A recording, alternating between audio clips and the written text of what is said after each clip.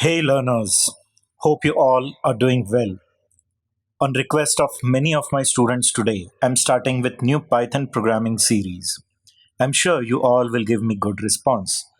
I've divided this series into two parts, basic Python and advanced Python. So without wasting time, let's start with Python programming. At the end of this course, you will be able to face any company interviews as well as you can start your own freelance work in Python.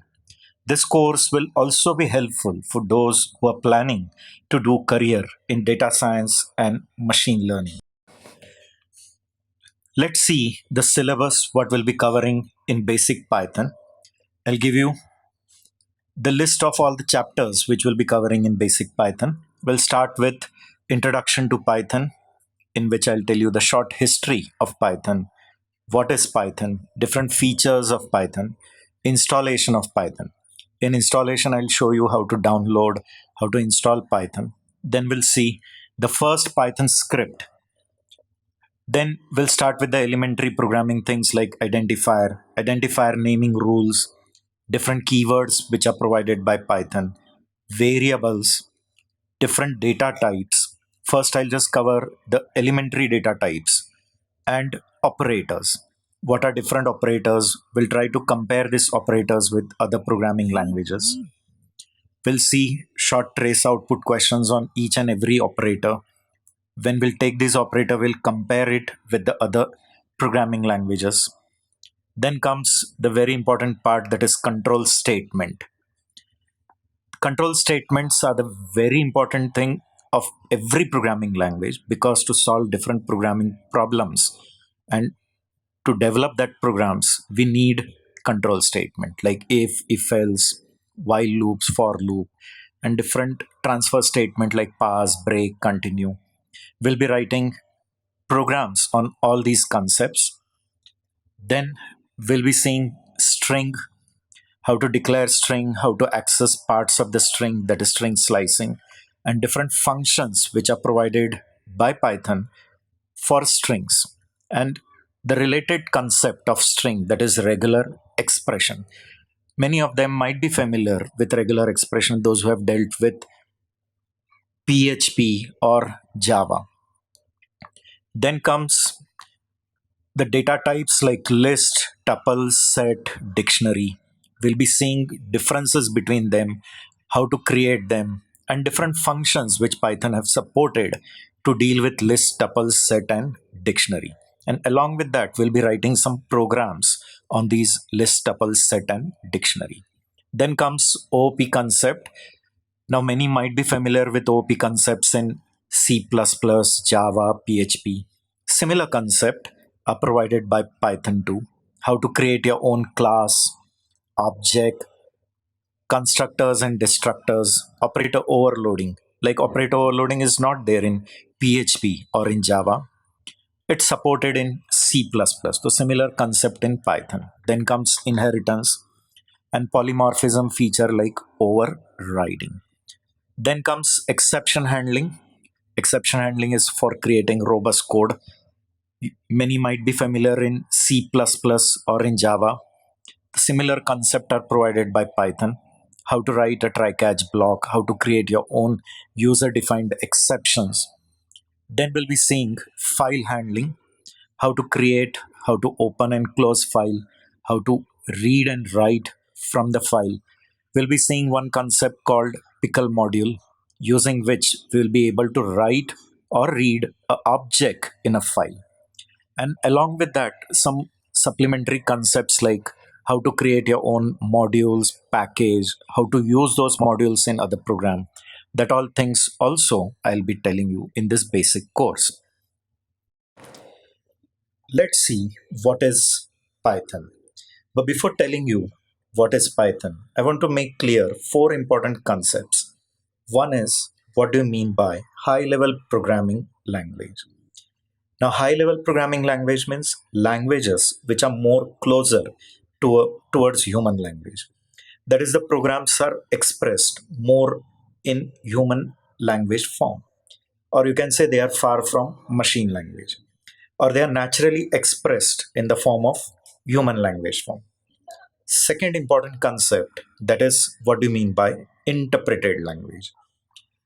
Either the languages are compiled or interpreted.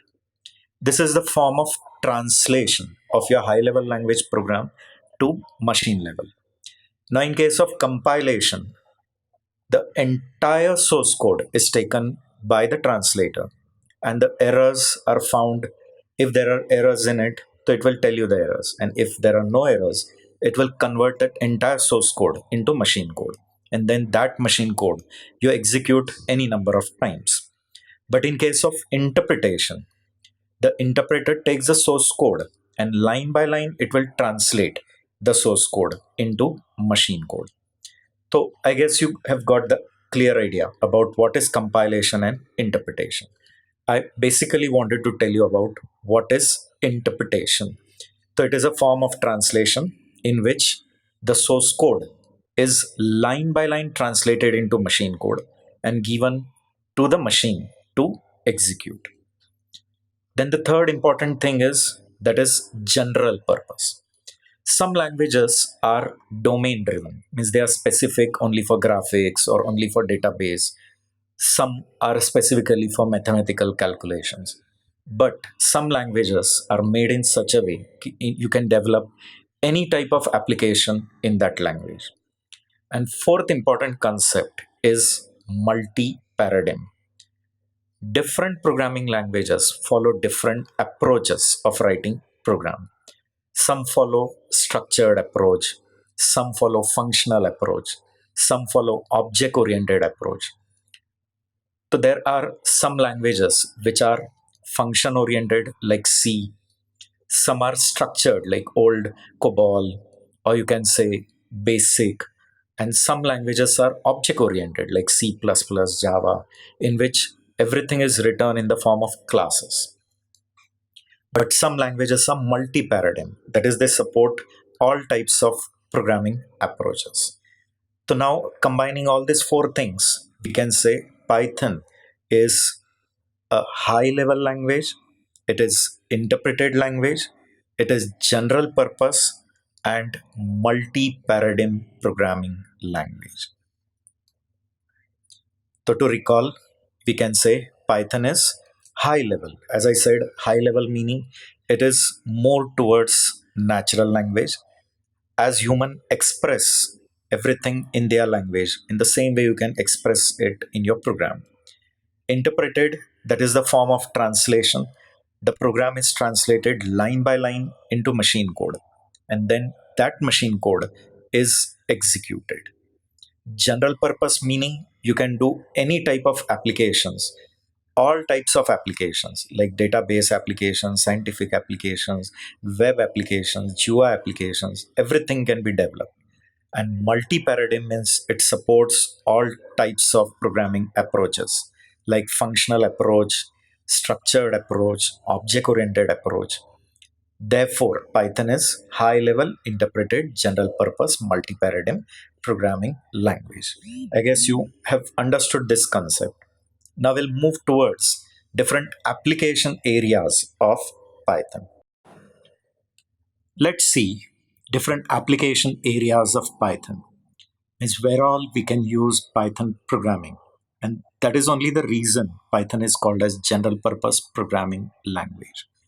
You can use Python in data science, extensively used in data science, machine learning, natural language processing, in artificial intelligence, network programming, that is socket programming. Many might be familiar with socket coding in C++ or in Java.